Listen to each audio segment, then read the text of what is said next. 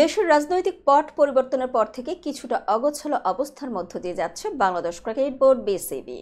যুব ও ক্রীড়া মন্ত্রণালয়ের উপদেষ্টা আসিফ মাহমুদ সজীব ভুঁইয়াও স্বীকার করেছেন, জোড়াতালি দিয়ে চলছে বিসিবি। তবে সমস্যা সমাধানে শীঘ্রই ক্রীড়া সংস্থাগুলো সংস্কার করে বিসিবিতে নতুন পরিচালক আনা হবে বলে জানিয়েছেন আসিফ মাহমুদ।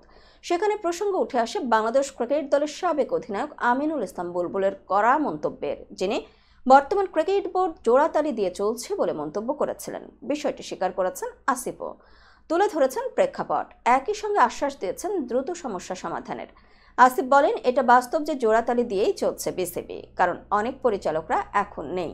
বিসিবির গঠনতন্ত্র অনুযায়ী নতুন পরিচালকদের আমাদের নিতে হবে, সেটা নেওয়ার ক্ষেত্রেও কিছু চ্যালেঞ্জ রয়েছে।